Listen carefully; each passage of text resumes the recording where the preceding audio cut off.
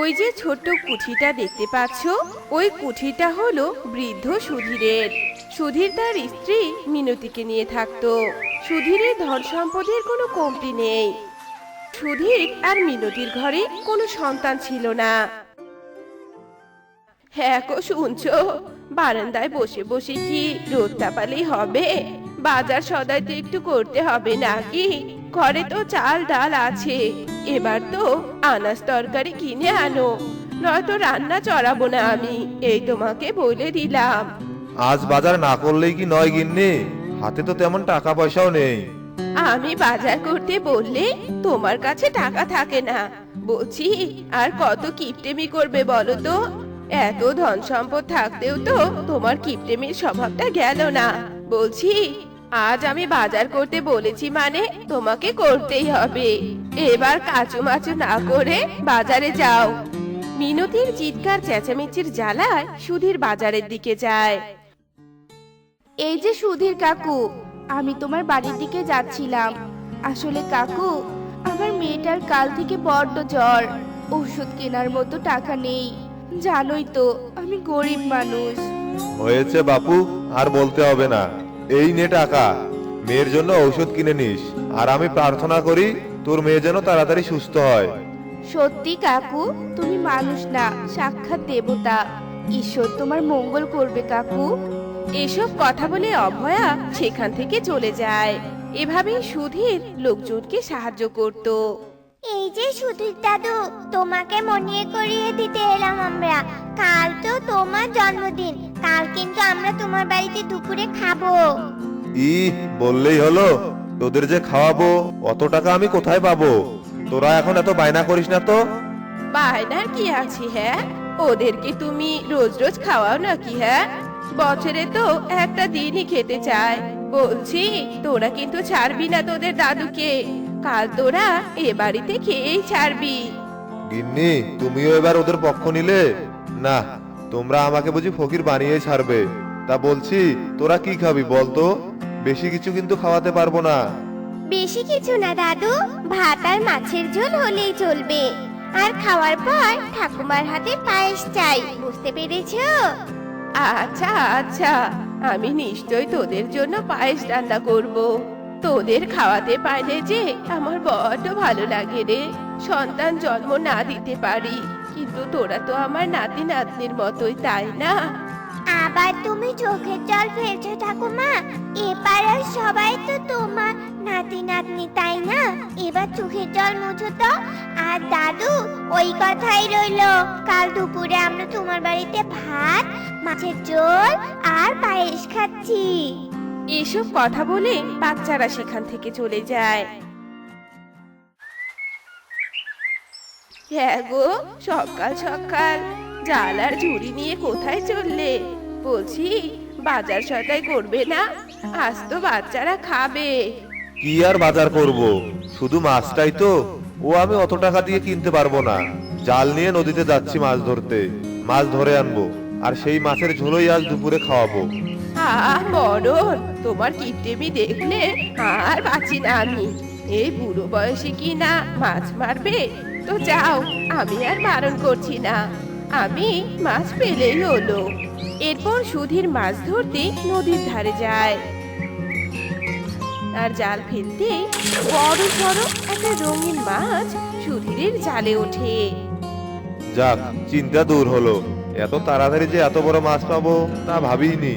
এই একটা মাছ দিয়ে মাছের ঝোল রান্না করলেই সবার খাওয়া হবে। কিন্তু এটা কি মাছ? এমন রঙিন মাছ তো আমি চিনি না। যাকগে, আমার খেতে পারলেই হলো। এ কথা ভেবে সুধীর মাছটা নিয়ে বাড়িতে যায়। মিনতিও অত বড় মাছ দেখে কোনো কিছু না ভেবেই দ্রুত গিয়ে বটি নিয়ে আসে। আর সুধীরের হাত থেকে মাছটা নিয়ে কাটতে শুরু করে। অমনি রঙিন মাছের পেট থেকে একটা সোনালী ডিম বেরিয়ে আসে। সোনালী ডিম, রঙিন মাছ? হ্যাঁ গো, এবার তো ব্যাপারটা সুবিধা ঠেকছে না। রঙিন মাছ দেখে ততটা অবাক হইনি আমি। এবার তো মাছের পেটের সোনালী ডিম দেখে সুবিধা ঠেকছে না আমার। তাও আবার এত বড় ডিম। এটা মাছ নাকি মুরগি গো? আহা গিন্নি, এত ভাবার কি আছে? ডিম বেরিয়েছে সে তো ভালো। এই ডিমটাও ভেজে নিও, মাছের ঝোলের সাথে ডিম ভাজা ভালোই লাগবে। সুধীরের কথা শুনে মিনতি চুপ হয়ে যায় আর রান্নাঘরে গিয়ে রান্না করার জন্য যখনই ডিমটা ভাঙে ঠিক তখনই ডিমের ভেতর থেকে একটা চিরকুট বেরিয়ে আসে। আর মিনতি এক মুহূর্ত দেরি না করে চিরকুটটা নিয়ে সুধীরের কাছে যায়। হ্যাঁ গো, শুনছো? এবার তো সর্বনাশের মাথায় বাড়ি পড়েছে। ডিম থেকে এই চিরকুটটা বেরিয়েছে গো। এরপর সুধীর চিরকুটটা নেয়। গুহার ভিতরে মনি, কেমনে তারে ধরি?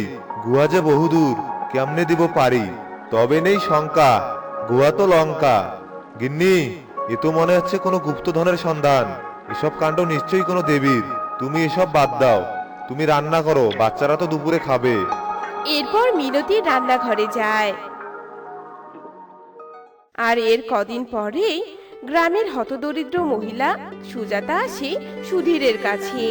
আমার ছেলেকে বাঁচান বাবু, আমার ছেলের যে কঠিন অসুখ হয়েছে। ছেলের চিকিৎসা করাতে 1,00,000 টাকা লাগবে। আমি মোড়লের কাছে গিয়েছিলাম বাবু, কিন্তু মোড়ল সাহায্য না করে আমাকে তাড়িয়ে দিয়েছে। এখন আপনি শেষ ভরসা বাবু। আমি দেখছি কি করা যায়। অত টাকা তো আর আমার কাছে নেই। তবে তুমি যাও মা, আমি কিছু একটা ব্যবস্থা করবই। আর সুধীরের আশ্বাস পেয়ে চোখের জল মুছে সেখান থেকে চলে যায়। এরপর সুধীর ভাবতে থাকে, লঙ্কা গুহা তো পাহাড়ের ওপারেই, তবে তো আর দেরি করা যাবে না। একবার ঝুঁকি নিয়েই দেখি, যদি একজনের প্রাণ বাঁচে। এসব কথা চিন্তা করে সুধীর বেরিয়ে পড়ে আর পাহাড় অতিক্রম করে লঙ্কা গুহায় যায়। আর সেখানে গিয়ে তো সুধীরের চোখ কপালে ওঠার মতো অবস্থা। একই লোকে বলতো লঙ্কা গুহা ভয়ঙ্কর, কিন্তু এটা তো দেখছি গুপ্তধনের আখড়া। তবে আমার ধারণাই ঠিক, ওই চিরকুটে এই গুহার ধন সম্পদেরই ইঙ্গিত ছিল।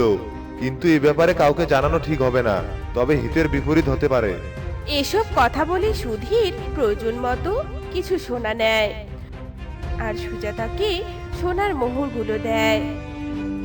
আর এই সব কিছু আড়াল থেকে মোড়ল দেখে ফেলে। আর দুদিন পরে আমি কিন্তু আড়াল থেকে সবটাই দেখেছি সুধীর কাকু। আমি মানছি তোমার ধন সম্পদ আছে, তবে অত সোনার মোহর দেওয়ার মতো সম্পদ তো তোমার নেই। এবার সত্যি কথা বলো, কোথায় পেয়েছো তুমি এসব সোনা? নয়তো আমি তোমাদের দুজনকে গ্রাম ছাড়া করব। বাপু, তুমি মোড়ল মানুষ, তাড়ানোর ক্ষমতা তোমার আছে, তবে এই পুরনো ঘরটার মায়া ছাড়ার ক্ষমতা আমার নেই। চলো তবে, তোমাকে সবটা চোখের সামনেই দেখাচ্ছি। এরপর সুধীর মোড়লকে নিয়ে সেই লঙ্কা গুহায় যায়। আর লঙ্কা গুহায় এত এত সোনা দেখে তো মোড়লের মাথা ঘুরে যায়। এত সোনা, এত সোনা! এই সব সোনা দেখে তো আমার মাথা ঘুরে যাচ্ছে। আমি এবার পৃথিবীর সব থেকে ধনী হয়ে যাব। মোড়ল, তুমি সবটা বুঝতে পারছো নিশ্চয়ই। তবে তুমি থাকো বাবু, সোনা নিয়ে ধনী হও। আমি চললাম। এই কথা বলে সুধীর বাহিরে আসে আর অমনি গুহার দরজা বন্ধ হয়ে যায়। এমনটাই তো ভেবেছিলাম। শয়তান মোড়ল, এটাই তোর লোভের উত্তম শাস্তি। এবার পচে মর তুই এই গুহায়। এসব কথা বলে সুধীর নিজ বাড়ির দিকে আসে। তো বন্ধুরা, আমাদের আজকের গল্পটি তোমাদের কাছে কেমন লেগেছে তা কমেন্টে জানাতে ভুলো না কিন্তু।